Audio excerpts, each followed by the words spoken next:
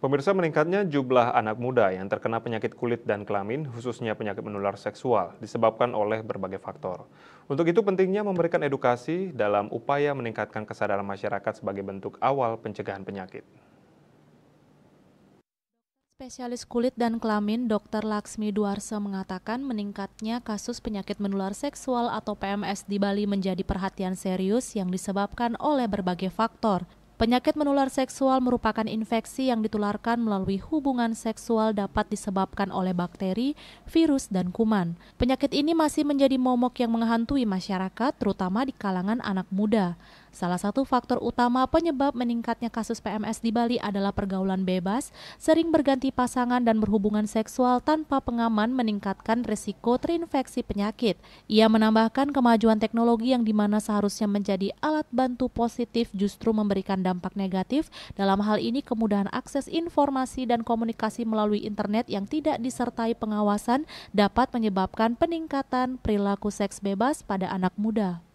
PMS atau penyakit menular seksual adalah suatu penyakit yang disebabkan oleh hubungan seksual. Nah, penyakit ini bisa disebabkan oleh bakteri, bisa disebabkan oleh virus, atau bisa oleh kuman yang lainnya. Nah, penyakit ini sebenarnya masih merupakan momok untuk kita sampai saat ini. Penyakit ini biasanya terjadi oleh karena hubungan seks bebas, dan kemudian sering bergonta-ganti pasangan, dan kemudian kemajuan teknologi pun juga mempengaruhi adanya peningkatan daripada penyakit menular seksual ini.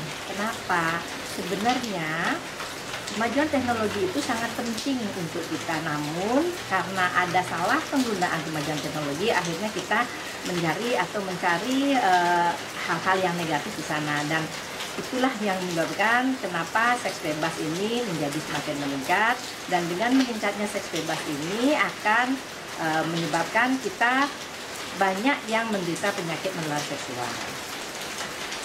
Untuk penyakit seksual sendiri, kalau kita mau mengetahuinya yaitu biasa dengan melakukan tes, ya tes itu bisa dengan laboratorium, bisa juga dengan tes darah, tes urin, dan lain sebagainya. Nah, tips saya untuk teman-teman atau adik-adik atau siapapun untuk mencegah terjadinya penyakit menular seksual, maka hindari melakukan seks bebas, baik itu melalui oral atau vagina ataupun melalui anal. Dan saya harapkan tidak bergonta-ganti pasangan. Terus, kalau bisa lakukanlah vaksinasi. Peningkatan kesadaran masyarakat tentang bahaya PMS dan cara pencegahannya sangat penting. Edukasi mengenai kesehatan reproduksi dan seks aman perlu diberikan sejak dini baik di lingkungan keluarga, sekolah maupun masyarakat. Bunga Widrayani, Bali TV.